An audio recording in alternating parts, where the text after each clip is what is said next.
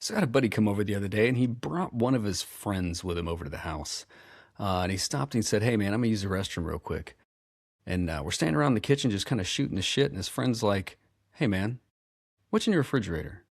And obviously, we were about to have a couple burgers and some beers and who knows what else. And it just seemed like an odd question to me. I'm like, does this guy have some kind of food allergy? Like, what's going on here? And, assuming that he's like vegan or something, I'm like, bacon. I mean, at least that's what was going through my head. But I'm like, food? Trying to figure out if he's expecting me to say beer or what exactly is going on there.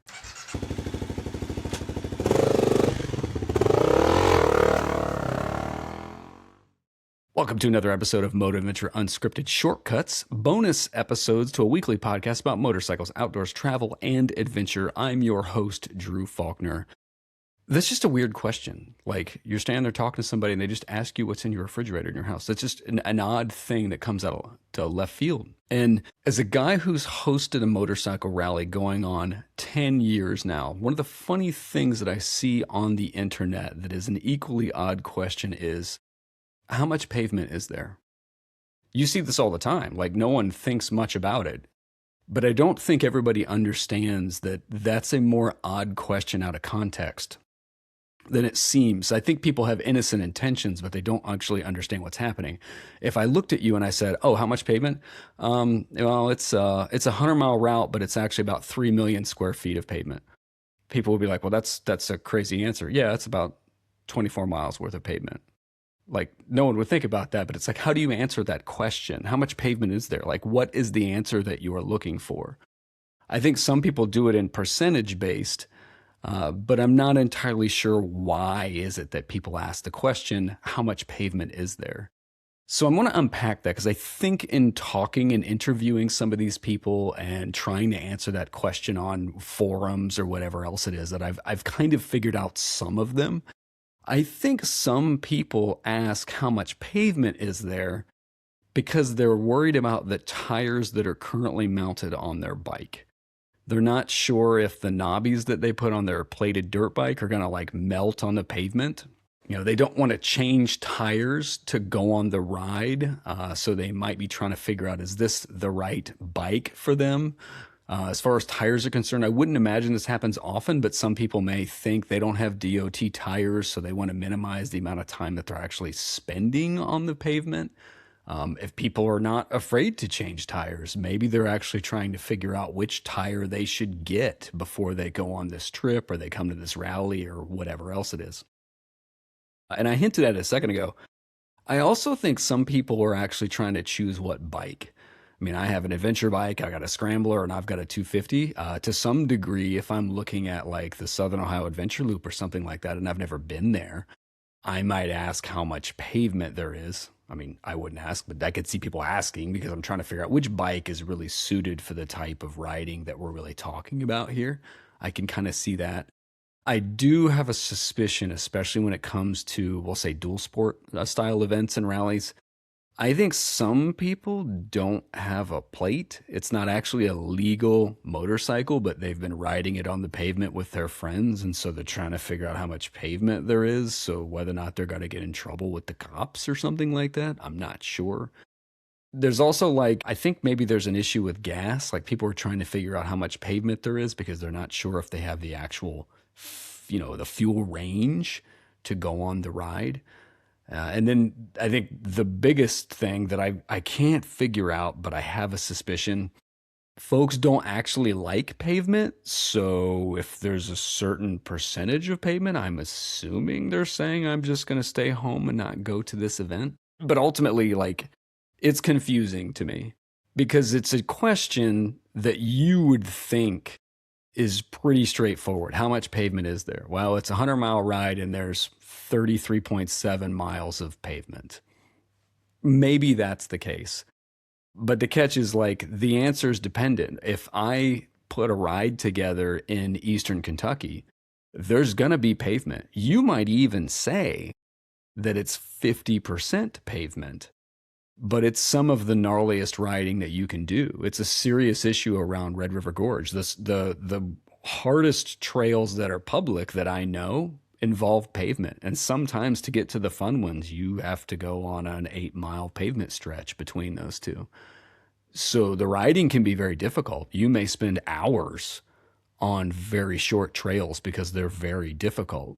So are you asking me to measure how much pavement there is in miles, in percentages, in hours on the motorcycle? So you're not actually giving me a unit of measure, and you're asking this question. And I think more importantly, it's like, hey, I want to help you. What problem are we trying to solve? Is it because you're concerned about tires, gasoline, like picking what bike? Like what is that?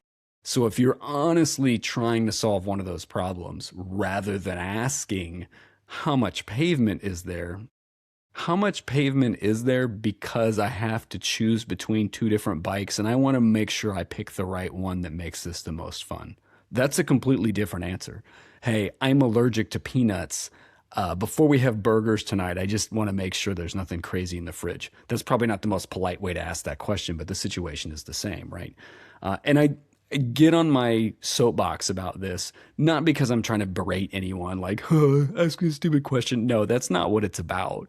It's really like, hey, you're asking a very vague question that is somewhat difficult to answer because I don't know how you want me to frame it.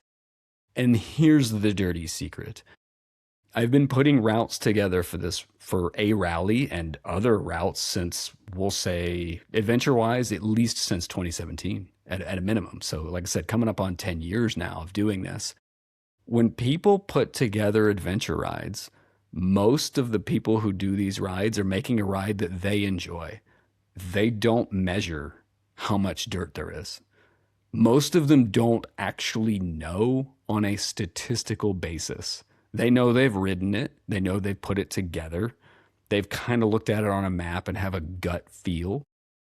But yeah, they're going to give you some percentage. But if you went back and measured it, especially here on the East Coast, I got a pretty strong suspicion there's more than 50% pavement. They're probably going to say 50-50, 60-40, 40-60, all that stuff. I'm guilty as charged. But no one really goes through and measures, well, it's 4 miles of this, and then it's X miles of pavement and all this other stuff. And that's part of the reason why this question is very difficult to answer, because most people have a good gut feeling, and they're probably close, but they don't really know. So to help them and to help yourself, if you honestly want to know how much dirt you're going to be on versus how much pavement, or how difficult the dirt is, or how far you may have to go on a stretch on pavement, put some context in the question. It helps you. It helps the person that's holding the ride or the event and whatnot. And it actually helps everybody else listening as well, because this question could be asked by multiple people and they actually all want to know for different reasons. So kind of help yourself in this space and just help the community in general. Like if there's a reason why you want to know that, then throw it out there. As an anecdote, and I missed it when I was talking about it, typically I can tell you the furthest distance between two trails on pavement. I do look at that. I do say, okay, nobody wants to ride 20 miles of pavement in between these dirt sections. I've learned that through the way that the crowd responds and just general preferences. So I tend to watch that. When there's a long stretch of pavement somewhere, I typically measure it and see, okay, yeah, we're not going to go that way. I'm going to change the route to put some dirt to break it up. So I can answer that question. Never more than 8 miles between trails.